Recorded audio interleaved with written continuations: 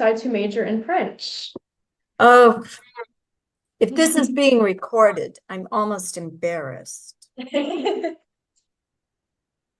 Although when I saw the question, I said, "Oh, they're going to die laughing."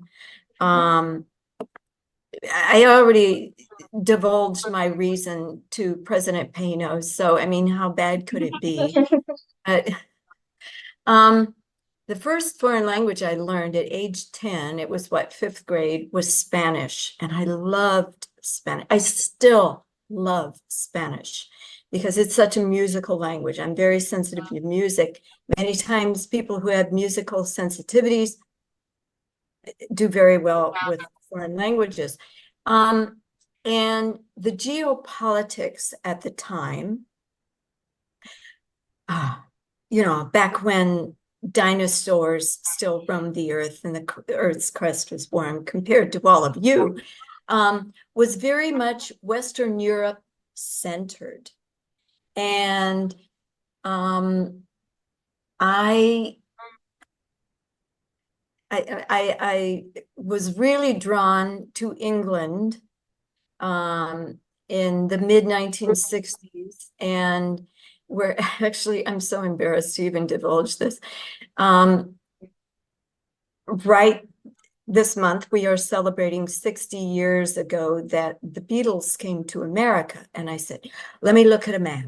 Oh my gosh, I think France is a little closer to England. And I'd really like to get to England. And I was just fascinated. And then, of course, what really synced it was now Sir Paul McCartney wrote a song called Michel Ma Belle.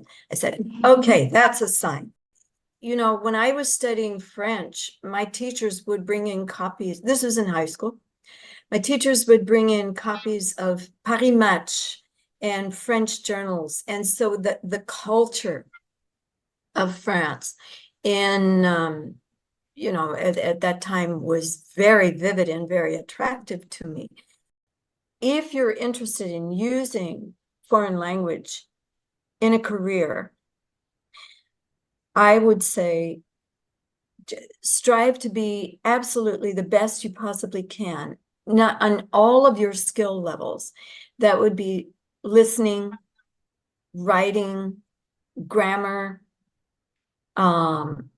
understanding, reading, and especially because this one goes under the wire only too frequently, writing skills. Because in my job now in the International Monetary Fund, as you probably can guess, we have an entire department that handles translations. I spent most of my career in the African department, which was a surprise to me. And I think between Mary Washington, the year in Paris, the year in Paris just sealed for me that I was passionate about two things when I graduated. I wanted to use every French language skill I possibly could, and I wanted to travel. I wanted to get back to Paris.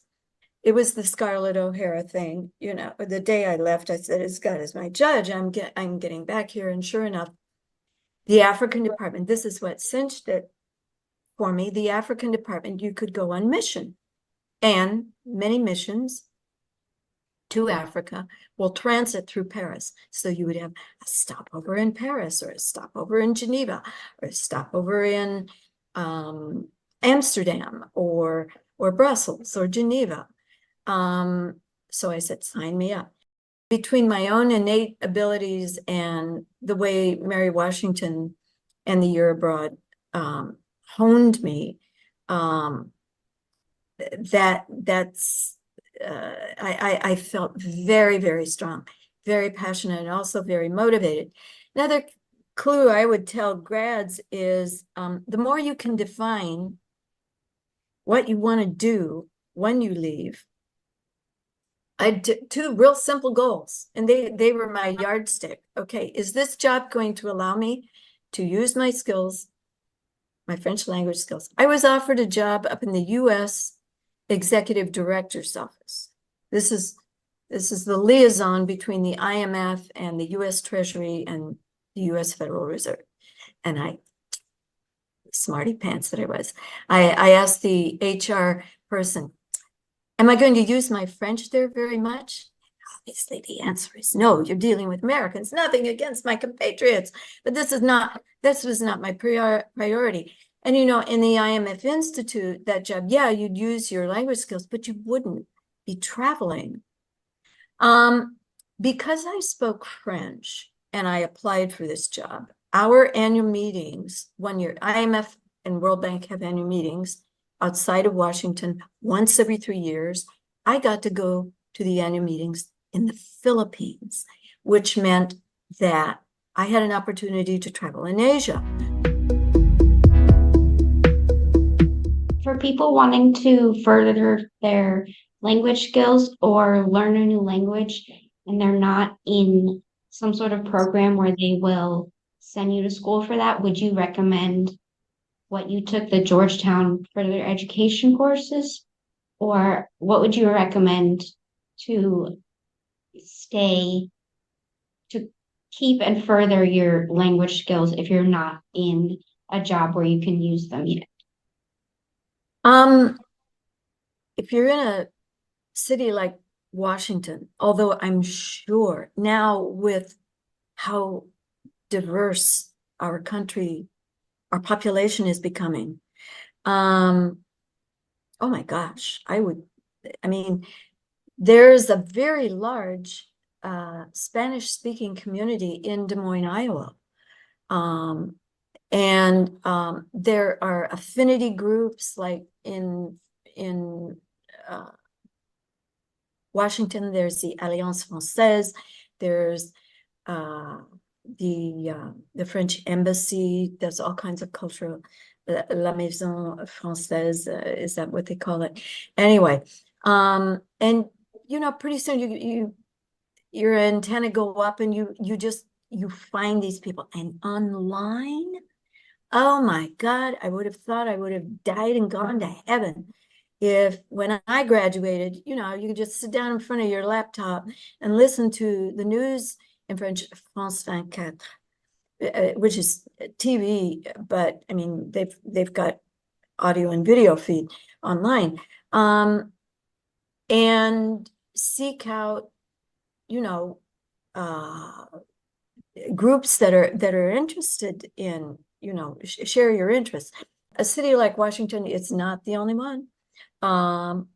It's like a toy store for liberal arts majors. We got STEM here. We've got recreational groups. We've got, and just folks who are interested. I mean, there are a jillion ways to keep plugged in. If people are interested in